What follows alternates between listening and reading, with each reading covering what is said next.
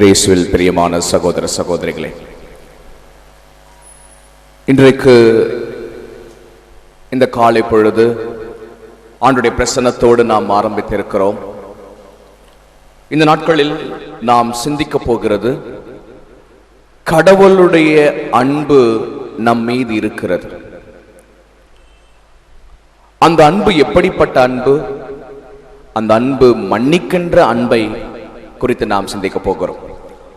1 யோவானிலே 1ஆம் அதிகாரம் 8ஆம் வசனம் இவ்வாறு இருக்கிறது: ஒருவர் தன்னிடம் பாவம் இல்லை என்று சொன்னால் அவர் தம்மையே ஏமாற்றிக் கொள்ளுகிறார், உண்மையும் அவரிடம் இருக்காது. மாறாக பாவங்களை ஒப்புக்கொள்வோமானால் கடவுள் நம் பாவங்களை மன்னித்து குற்றம் அனைத்திலிருந்தும் நம்மை விடுவித்து தூய்மைப்படுத்துகிறார். ஏனெனில் அவர் நம்பிக்கைக்குரியவர், நேர்மையுள்ளவர். கடவுள் படைத்த பொழுது எல்லாவற்றையும் நல்லதென என்று கண்டார். அவர் தொடக்கத்தில் படைத்த பொழுது எல்லாவற்றையும் நன்மை என்று கண்டார். ஆனால் 2 விஷயங்களை அவர் நல்லது அல்ல என்று பார்த்தார். 2 விஷயங்கள் அவர் சொன்னார், இது நன்மை அல்ல என்று சொன்னார். தொடக்க நூல் 2ஆம் அதிகாரம் 18வது வசனத்திலே அவர் பார்த்த முதல் விஷயம் நல்லது அல்ல என்று அவர் பார்த்த விஷயம் மனிதன் தனிமையாக இருப்பது. மனிதன் தனிமையாக இருப்பது நல்லது அல்ல என்று பார்த்தார். 2வது விஷயம், மனித சிந்தனைகள் நாள்தோறும் பாவத்தை உருவாக்குவதை எண்ணி அவர் கவலைப்பட்டார், வேதனைப்பட்டார். அவருடைய மனம் துயரத்தால் ஆழ்ந்தது. ஆகவே மனிதனை படைத்ததை குறித்து அவர் துக்கப்பட்டார். 2 விஷயங்கள். இது 6வது அதிகாரம், அது 2வது அதிகாரம். 2ஆம் அதிகாரத்திலே மனிதன் தனிமையாக இருப்பது நல்லதல்ல. 6ஆம் அதிகாரத்திலே மனிதனை குறித்து அவர் கவலைப்படுகிறார். காரணம், மனிதனுடைய சிந்தனை நாள் முழுவதும் பாவத்தை உருவாக்கி கொண்டே இருக்கிறது. ஆகவே இன்றைக்கு ஒரு வேளை நாம் சொல்வோம் என்றால், பாவம் என்னிடம் இல்லை என்று சொல்வோமானால் உண்மையாகவே உண்மை நமக்கு இருக்காது. காரணம், உண்மை என்பது என்ன? ஆண்டவர் இயேசு நானே உண்மை. உண்மை என்பது இயேசு. The truth. ஆண்டவர் தான் உண்மை. ஒருவேளை ஆண்டவர் நம்மிடம் இருக்க வேண்டும் என்றால் பாவம் நம்மிடம் இருக்கிறது என்பதை நாம் ஒத்துக்கொள்ள வேண்டும். அதனால் தான் 1 யோவானிலே வாசித்தோம், பாவம் இல்லை என்று ஒருவர் சொல்வாரானால் அவர் தன்னை ஏமாற்றிக் கொள்ளுகிறார், கடவுளையும் பொய்யராக்குகிறார். கடவுள் நேர்மையானவர். ஒருவேளை நானும் நேர்மையானவள் என்று சொல்லும் பொழுது ஒரு கான்ட்ரடிக்ஷன், ஒரு மாறுபாடு ஏற்படுகிறது. அதனால் ஆண்டவர் இன்றைக்கு சொல்லுகிறார், என்னுடைய அன்பு மன்னிக்கின்ற அன்பு. ஒவ்வொருவரும் ஆண்டவருடைய மன்னிப்பை பெற்றுக்கொள்ள வேண்டும் என்பது அவருடைய ஆசையாக இருக்கிறது. அவருடைய ஆசை என்ன? எல்லாவரும் தூய்மையானவராக, தந்தை எப்படி நேர்மையானராக இருப்பதை போன்று நீங்களும் நேர்மையானராக இருக்க வேண்டும் என்று ஆண்டவர் ஆசைக்கிறார். அதனால நம்ம எல்லாருமே பாவமன்று இருக்க வேண்டும் என்று ஆண்டவர் விரும்புகிறார். ஆனால் இது சாத்தியமா? இது சாத்தியமா? எப்படி ஒரு மனிதன் பாவமன்று இருக்க முடியும்? மனிதன் பலவீனத்திலே உருவாக்கப்பட்டார். அதனால தான் தாவீது 51வது திருப்பாடலே சொன்னார், என் தாய் என்னை பாவத்தில் கருத்தரித்தார்.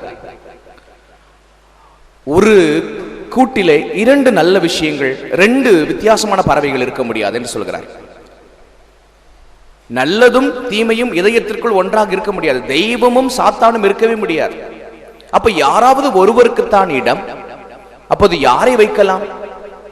ஆண்டவர் இயேசுவையா அல்லது பாவத்தையா? பாவம் இருந்தால் அங்கே ஆசீர்வாதம் இல்லை. பாவம் இருந்தால் அங்கே ஆண்டவருடைய கருணை, அங்கே ஆண்டவருடைய பிரசன்னம் அங்கே இல்லை. அப்போ பாவத்தை விட்டு விலகுவது எப்படி? அதனால்தான் ஆண்டவர் 1 பேதுருவிலே 1ஆம் அதிகாரத்திலே சொன்னார், நான் உன்னை ஒரு விலை கொடுத்து மீட்டேன். விலை கொடுத்து மீட்டேன். உங்களுக்காக நான் கொடுக்கிற விலை என் ரத்தம். யாரெல்லாம் ஆண்டவருடைய ரத்தத்திற்குள் தங்களை தோய்த்துக் கொள்ளுகிறார்களோ, திருவெளிப்பாடு ஆகமத்திலே வாசிக்கிறோம், இயேசுவின் ரத்தத்தில், இந்த செம்மறி ஆட்டிலே ரத்தத்திலே கழுவிக் கொள்கிறவர்கள் பாவமன்றி இருக்கிறார்கள். அப்போது ஆண்டவருடைய புண்ணியம் வளரும். ஆக இது தினம் தினம் நடக்க வேண்டிய ஒன்று. நீங்கள் வண்டிகள் எல்லாம் பார்த்திருப்பீர்கள், இந்த லாரியில எல்லாம் எழுதி போட்டிருப்பாங்க, தினமும் என்னை கவனி. அந்த பேட்டரியில எழுதி வைத்திருப்பார்கள், தினமும் என்னை கவனி. தினமும் என்னை கவனினா என்ன? ஒவ்வொரு நாளும் அந்த பேட்டரிக்கு என்ன வேண்டுமோ அந்த தண்ணீரை ஊட்ட வேண்டுமா, அல்லது ஒருவேளை அங்கே தேவையில்லாத கசடுகள் இருக்கிறதா, அதை தூய்மை செய்து கொண்டே இருக்க வேண்டும். அப்போதுதான் அந்த வண்டி ஸ்டார்ட் ஆகும். மனிதனுடைய வாழ்க்கையிலே ஒரு பேட்டரி இருக்கிறது, அது ஆன்மா. இந்த ஆன்மாவை இயேசுவின் ரத்தத்தில் ரீசார்ஜ் பண்ணிக்கொண்டே இருக்க வேண்டும். ஒவ்வொரு நாளும் அதை தூய்மை செய்து கொண்டே இருக்க வேண்டும். ஆங்கிலத்தில் அந்த எக்ஸாமினேஷன் ஆஃப் கான்ஷியன்ஸ் என்று சொல்லுகிறோம். மனிதனுடைய ஆன்மாவை பரிசோதித்துக் கொண்டே இருக்க வேண்டும். காரணம், அந்த கசடுகள், அந்த டாக்ஸின் என்று சொல்லுகிறோம், அந்த விஷத்தன்மையும் கசடுகளும் சேர சேர சேர சேர மனிதன் தனிமையாய் மாறி போகிறான். அதனால்தான் ஆண்டவர் சொன்னார், மனிதன் தனிமையாக இருப்பது நல்லதல்ல. எப்போது மனிதன் தனிமையாகிறான்? ஆதாம் பாருங்கள், ஆதாம் கடவுளால் உண்டாக்கப்பட்டவர், ஏவாள் அந்த எலும்பிலிருந்து உண்டாக்கப்பட்டவள். ரெண்டு பேரும் கடவுளுடைய பிள்ளைகளாக இருக்கிறாங்க. ஆனால் ஒரு நாள் அவர்கள் ஆண்டவர் விலக்கிய அந்த கனியை உண்டு அவர்கள் இருவரும் ஒளிந்து கொண்டிருக்கிறார்கள். பாவம் நம்மை தனிமைப்படுத்தும். நம்ம நிறைய கடவுளை விட்டு விலகி போய் கொண்டே இருக்கிறோம் என்றால் அது நம்மை தனிமைப்படுத்தும். ஒரு சிலரை பாருங்க, அவர்கள் பாவத்திலே மூழ்கி கிடப்பார்கள். எப்போதும் ஏதோ ஒரு உலக சம்பந்தப்பட்ட ஒரு பாவம் இருந்து கொண்டே இருக்கும். அதனால் அவர்கள் தனிமையாக விருப்பதற்கு ஆசைப்படுவார். தனிமைப்படுத்தும். அதனால்தான் இவர்கள் ரெண்டு பேரும் விலக்கிய கனியை சாப்பிட்டதற்கு பிறகு ஒளிந்து கொள்ளுகிறார்கள். பாவம் தனிமைப்படுத்தும். ஆண்டவர் அப்போது ஏதேன் தோட்டத்திற்கு வருகிறார். நல்லா கவனிச்சு பாருங்க, விவிலியத்தை சற்று ஆழமாக படித்தால் ஆண்டவர் ஏதேன் தோட்டத்திற்கு வருகிறார். படைத்த தேவன், மனிதனை உண்டாக்கின தேவன் ஒரு கேள்வி கேட்கிறார். என்ன கேள்வி? ஆதாம், நீ எங்கே இருக்கிறாய்? ஏன் படைத்த ஆண்டவருக்கு ஆதாம் எங்க இருக்கிறான் என்று தெரியாதா? ஓம்னி பிரசன்ஸ், ஓம்னி பொட்டன்ஸ் என்று சொல்லப்படுகின்ற எல்லாம் அறிந்த கடவுளுக்கு, அந்த ஒம்னிஷியன் காடுக்கு, எல்லாம் அறிந்த கடவுளுக்கு ஆதாம் எங்கே ஒளிந்திருக்கிறான் என்று தெரியாதா? ஆதாம் பாவம் செய்து விட்டான் என்று தெரியாதா? தெரியும். அப்புறம் ஏன் இந்த கேள்வி? அந்த கேள்விக்கு அங்கு என்ன இடம்? எதற்கான அந்த கேள்வி? பிரியமானவர்களே, ஆண்டவர் எதிர்பார்ப்பது ஒன்று, மனிதன் தன் பாவத்தை ஏற்றுக்கொள்ள வேண்டும். அப்போது அதனால தான் கேட்கிறார் ஆண்டவர், ஆதாம் நீ எங்கே இருக்கிறாய்? அப்போது ஆதாம் சொல்லுகிறார், நான் பாவம் செய்ததனால் ஒளிந்து கொண்டிருக்கிறேன், நான் நிர்வாணமா இருப்பதனால் ஒளிந்து கொண்டிருக்கிறேன். அப்போது ஆண்டவர் கேட்டார், நீ அந்த கனியை உண்டாயோ? ஆமாம். பாருங்க, அறிக்கை செய்ய வேண்டும். எவன் ஒருவன் பாவத்தை மறைக்கிறவனோ அவன் வாழ்வு பெற முடியாது. நீதிமொழிகள் ஆகமத்திலே 23 எவன் ஒருவன் பாவத்தை மறைக்கிறானோ வாழ்வு பெற முடியாது. இந்த நாட்களிலே ஒப்புரவை குறித்து சிந்திக்கிறோம். இன்றைக்கு ஆண்டவர் சொல்வது, ஆதாமுக்கு முதல் அதிகாரத்திலேயே ஆண்டவருடைய எதிர்பார்ப்பு, ஆதாம் அறிக்கை செய்ய வேண்டும். இன்னைக்கு பல சமயங்களில் பாவ சங்கீதனத்தை குறித்து ஒரு வகையான மதப்பான எண்ணம் கத்தோலிக்கர் மத்தியில் இருப்பது மன வருத்தத்தை தருகிறது. அது நம்முடைய மறைந்த போப்பாண்டவர் சொன்னார், இந்த காலகட்டத்தில் என்னுடைய மனசை ஒரு ஆழமான ஒரு காயம் பாதித்துக் கொண்டே இருக்கிறது என்று சொன்னார் போப்பாண்டவர், புனித 2ஆம் ஜான் பால். அது என்ன காயம்? சமீப காலத்திலே பாவம் என்ற உணர்வு அற்று போயிருக்கிறது. இதெல்லாம் ஒரு பாவமா? இதெல்லாம் ஒரு பாவமா? இதெல்லாம் ஹியூமன் டெண்டன்சி. நாம் சொல்லுகின்ற சப்பை கட்டை பாருங்கள். பல சமயங்களே இந்த நொண்டிச்சாக்கு என்று சொல்கிறோம், சப்பை கட்டு என்று சொல்கிறோம், லேம் எக்ஸ்கியூஸ். இதெல்லாம் ஒரு பாவத்தை செய்துவிட்டு என்ன சொல்வோம்? மனிதன் தானே, இது மனித இயல்பு தானே, யார் பாவம் செய்யல? ஆண்டவர் சொன்னார், நீங்கள் நேர்மையானராய் இருக்க வேண்டும். உங்கள் தெய்வம் நேர்மையாளராய் இருப்பதை போன்று நீங்களும் நேர்மையாளராக இருக்க வேண்டும். அப்புறம் ஏன் சப்பக்கட்டு? பாவம் செய்கிறான். அதனால்தான் ஆண்டவருடைய வார்த்தை சொல்லுகிறது, நீதிமான் 7 முறை பாவம் செய்கிறான் ஒரு நாளைக்கு. ஆமா, பாவம் இருக்கு, பலவீனம் இருக்கு. ஆனால் அவர் எதிர்பார்ப்பது என்ன? ஆண்டவருக்கு ஒரு எதிர்பார்ப்பு இருக்கிறது.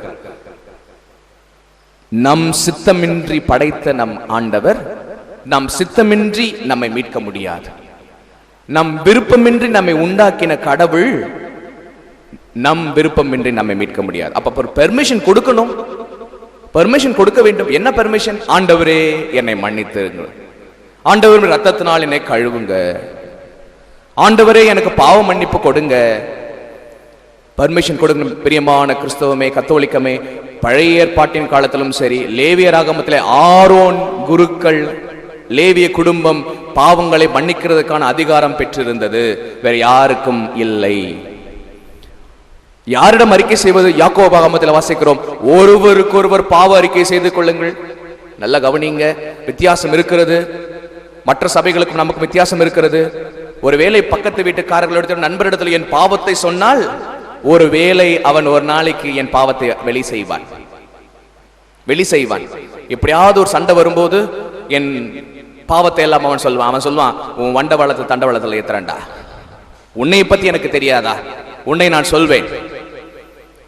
ஆனால் லேவியராகமத்தில் பாருங்கள், ஆரோன் இடத்திலே பாவங்களை சொல்லும் பொழுது அவர் கடவுள் முன்பாக அந்த பாவத்தை சொல்வார். இந்த அதிகாரம் உலகத்துல யாருக்கும் இல்லை, குருக்களுக்கு கொடுக்கப்பட்டிருக்கிறது. பல சமயங்களில் நாம் சொல்கிறார்கள்,